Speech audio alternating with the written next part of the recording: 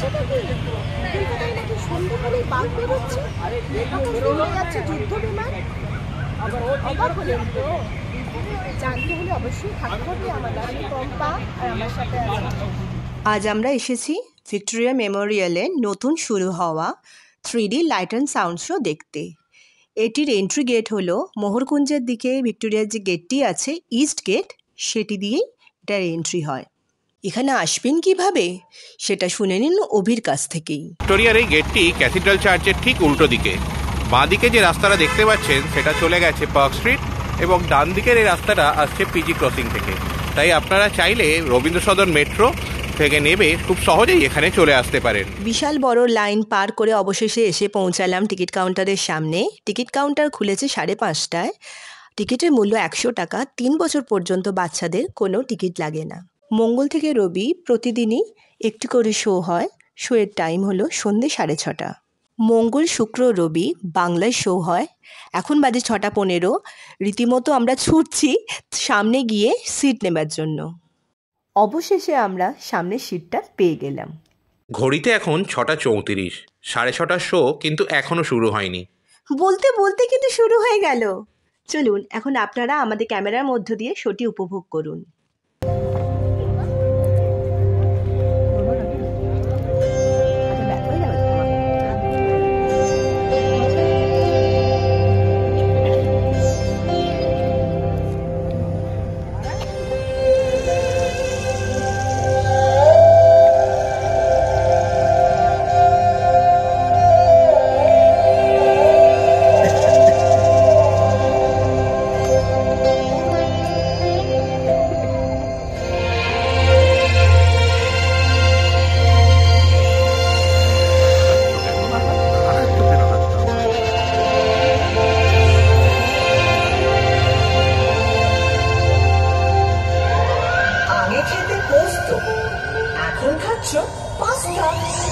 আগে চড়তে হাতি, এখন ফ্লাইওভারের রাস্তা বদলে যাচ্ছে, সেমও থাকছে কলকাতার সিন।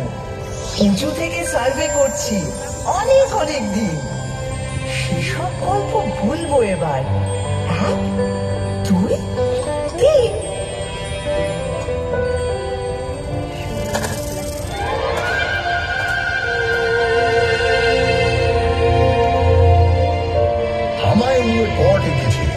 এখন হচ্ছে মিম, বয়স হলো 300, 400, হাজার খানেক থিম।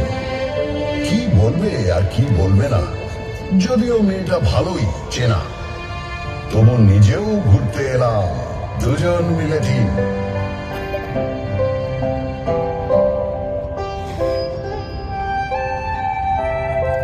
আপনারা এখন যেখানে বসে আছেন, এক সময় সেখানে ঘোরাফেরা করতো।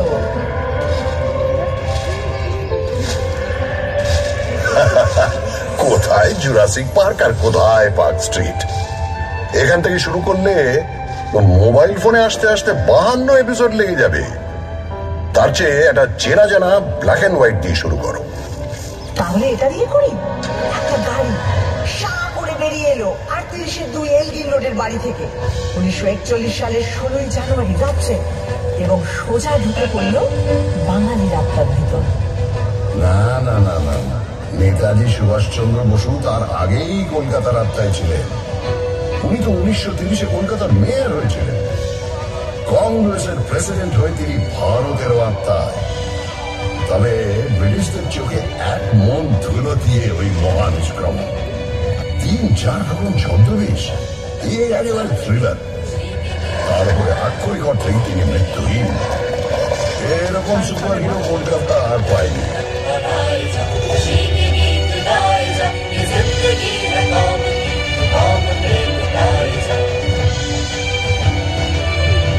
আচ্ছা, কলকাতার সবচেয়ে বড় ভিলেন কে?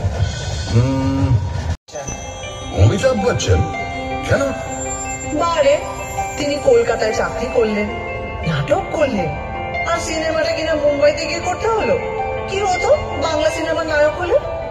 সে তো ক্লিফ রিচার্ড ছোটবেলায় কলকাতায় ছিলেন, মানে হাওড়ায়, কিন্তু সে তো একই হলো। অত বড় একটা গায়ক, এখানে দাঁড়িয়ে হয়তো সুমন চ্যাটার্জির মতো জীবন বুকিং শুরু করে দিলেন।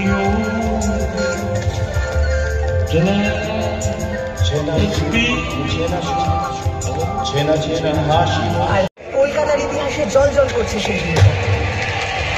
ওই সালেই কিন্তু ভারতের রাজধানী সরিয়ে নিয়ে যাওয়া হচ্ছে দিল্লিতে। তার আগে 139 বছর ধরে আমি ছিলাম রাজধানী। ব্রিটিশ ভারতের মোস্ট ইম্পর্টেন্ট শহর স্ত্রী লেডি হেস্টিংস এর কাজকর্ম নিয়ে অব্দি সাংঘাতিক নিন্দে বন্ধ করে লেখা লিখতেন। আর এখনো লিটল ম্যাগাজিনেরা সমস্ত এস্টাবলিশমেন্টকে নিয়ে সেইভাবেই সমালোচনা করে। সারাদিন প্রতিবাদ, রাগ, অথরিটিকে ব্যঙ্গ, এগুলো পেটে গজগজ করে বলে কলকাতার লোকের নির্ভর খারাপ। কত হাসির তো কিছু নেই, তোমার মুখে তো কঙ্কালির পোঁছ নেই বাবু। ওই দ্বিতীয় বিশ্বযুদ্ধের সময় যখন তোমার রাস্তায় শুয়ে খিদের জ্বালায় শয় শয় লোক মরেছে, আর অন্য লোকেরা তাদের দিয়ে নির্দ্বিধায় অফিস করেছে, আড্ডা মারতে গেছে, ফ্যান দাও চিৎকার চাপা। দেখো, যা করার অনেকটাই করা হয়, কিন্তু পাড়ায় পাড়ায় লঙ্গরখানা খোলা হয়েছিল, সে তো ঠিক। আর দুর্ভিক্ষটা সরকার, রাজনীতিবিদ, আমলাদেরও তৈরি। পথে এবার নামো সাথী, পথে হবে পথ চেনা, জনস্রোতে নানা মতে মনোরথের ঠিকানা, হবে চেনা হবে জানা, পথে এবার নামো সাথী, পথে হবে। শুধু নবাজ কেন, আরো অনেক অবিস্মরণীয় গান ঘুরতে যায়, তার একটা বেপরোয়া গ্ল্যামার আছে, এটা মানলে তো। আর দেখো, বাবুদের বড় পার্বণ হিসেবে আমাদের সমাজে প্রতিষ্ঠিত করলো।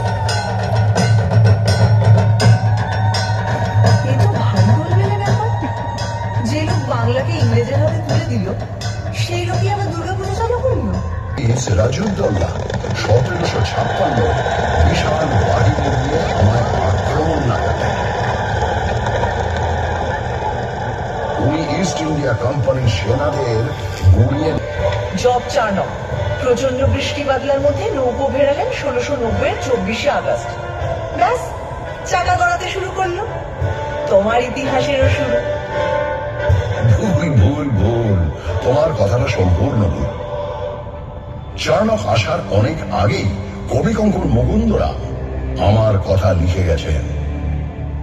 তারও আগে 1495 বিপ্রদাস পিপিলাইয়ের মনসামঙ্গল কাব্যেও আমি আছি। সাবর্ণ রায়চৌধুরীদের পরিবার ব্রিটিশরা আসার অনেক আগে থেকেই কলকাতার জমিদার ছিলেন। তাই ইতিহাসটা ওখান থেকে শুরু নয়। যদি ওয়াল্টার স্কট না পড়া থাকত। সবশেষে বলি, ঈশ্বরচন্দ্র বিদ্যাসাগর কি বিধবা বিবাহ চালু করতে পারতেন যদি ব্রিটিশরা পাশে না দাঁড়াতো? কি হবে যাবি বকছো? মনে রেখো, শহীদ ক্ষুদিরাম বসুর মরদেহ তোমার রাস্তা দিয়ে নিয়ে যাওয়ার সময় হাজার হাজার লোক ফুল ছুঁড়েছে। তোমার রাইটার্স বিল্ডিং এ অত্যাচারী ব্রিটিশকে গুলি করার পর আত্মঘাতী হয়েছেন বিনয়, বাদল, দীনেশ। তোমার এক বিখ্যাত ব্যারিস্টার চিত্তরঞ্জন দাস, যার কাপড় কেচে আসতো প্যারিস থেকে, নিজের সব ইউরোপীয় পোশাক তুলিয়ে দিয়ে খাদি ধারণ করেছিলেন। আর তিনি আলিপুর বোমা মামলায় যাকে ছাড়িয়ে এনেছিলেন, সেই অরবিন্দ ঘোষ তো ছিলেন পোয়েট অফ পেট্রিয়টিজম। আরে বাবা, তুমি বিপ্লবী সংগঠন অনুশীলন সমিতির শহর। ভারতবাসী আমি হাসি হাসি করব ফাঁসি, দেখবে ভারতবাসী। 1957 সালে হওয়া কলকাতা বিশ্ববিদ্যালয়কে বছর 50 পরে দায়িত্ব নিয়ে একেবারে নতুন রূপ দিয়েছিলেন এই বাঘ। শিকাগোয় গিয়ে ভারতের জয়ধ্বজা উড়িয়ে এলেন অসামান্য বক্তৃতায়।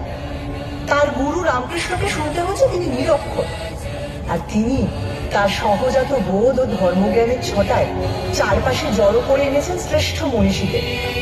তার যত মত তত পথ, শুধু ধর্ম নয়, শহর কলকাতায়।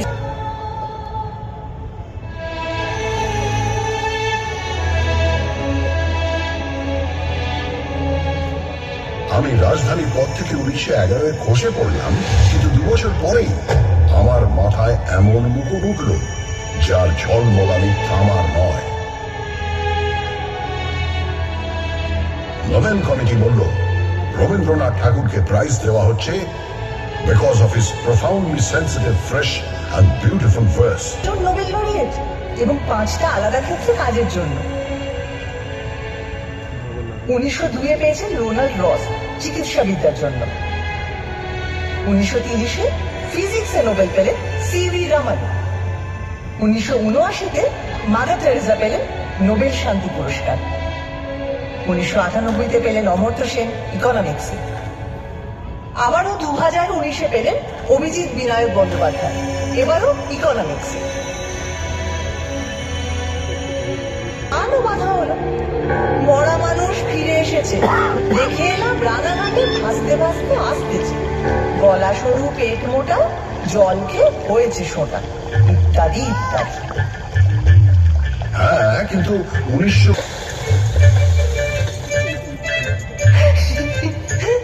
আমি বলি কি, সব সেরা হুজুগ হলো গণেশের দুধ খাওয়া। 1995 সালে এক দুপুরে হঠাৎ নাকি গণেশ দুধ খেতে লাগলো। মন্দিরের গণেশ, ক্যালেন্ডারের গণেশ, ঘুলঘুলির গণেশ কেউ বাদ নেই, পড়ি মরি করে সবাই দুধ নিয়ে ছুটতে লাগলো। এমন মিরাকল থেকে বাদ পড়ে গেলে পুণ্যের কোটায় কম পড়ে যাবে যে। তাদের গায়ে নিশ্চয়ই বুলেট আর বোমার প্রতিক্রিয়াও ভীষণ মারাত্মক।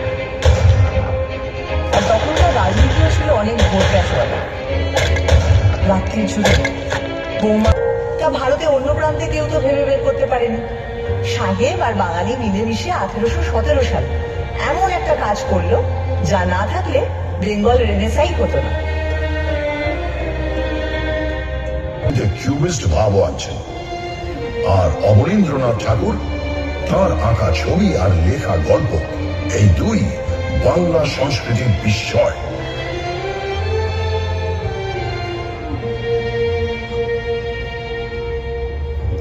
কেন রায় পরিবার? উপেন্দ্র কিশোর রায়চৌধুরী বেহালা বাজাচ্ছেন, আবার বাংলা শিশু সাহিত্যের কাঠামো গড়ে দিচ্ছেন, বাচ্চাদের পত্রিকা বের করছেন, আবার হাফটন প্রিন্টিং এ আশ্চর্য আবিষ্কার করে বিপ্লব এনে দিচ্ছেন। তার ছেলে সুকুমার রায় খেয়াল রসের গদ্যে পদ্যে তাক লাগিয়ে দিচ্ছেন, আবার ননসেন্স ক্লাবে প্লেটো বা তুর্গেনেভ নিয়ে কথাও বলছেন। এরা বোধ হয় প্রাচ্য পাশ্চাত্যের গুণগুলোকে একটা গেলাসে গুলে সকালে উঠেই খেয়ে নিতেন। হ্যাঁ, ঠিক বলেছ, এই মিলিজুলিটা আমাদের চিরকাল আছে। 1835-এ মেডিকেল কলেজে তো স্থাপিত হয় এখানকার লোককে পাশ্চাত্য ডাক্তারি রীতিতে শিক্ষিত করে তোলার জন্য। আবার এ শহরের নৃত্যশিল্পী উদয় শঙ্কর, তিনি তো বিদেশি নর্তকী আনা পাভলোভার সঙ্গে মিলে পথের পাঁচালী ছবি তৈরি করে একা হাতে ভারতীয় সিনেমায় নিউ ওয়েভ আনলেন। তিনি তো স্পষ্টই বলতেন, হলিউডের ছবি না দেখলে তিনি নিজের ছবির ব্যাকরণ তৈরি করতে পারতেন না, অথচ সাহেবরা তার ছবির মধ্যে খুঁজে পেত খাঁটি ভারতীয়ত্ব। এই মিশে এই আহরণ হজম করার ক্ষমতা।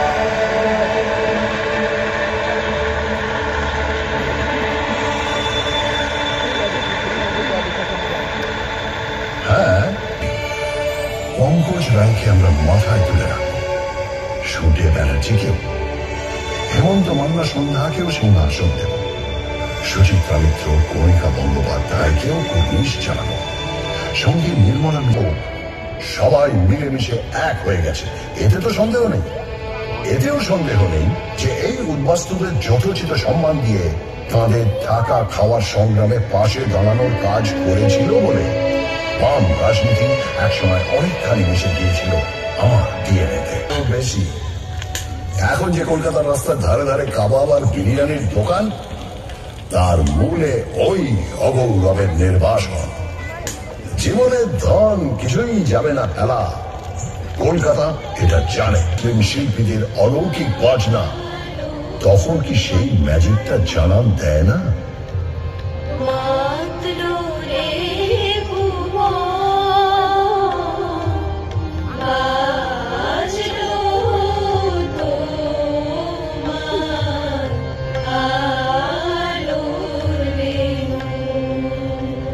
আসার নামই নেই, সবাই অস্থির অধৈর্য। হঠাৎ সবাই শুনতে পেল হিয়ার আই অ্যাম, চমকে তাকিয়ে দেখলো মঞ্চে তিনি বললেন, ঠিক সময় তো এসেছি, ঘড়িটা দেখুন তো। চমকে তাকিয়ে সময় দেখুন, ঘড়ির কাঁটা পিছিয়ে গিয়েছে 10 মিনিট। সব ঠিক আছে।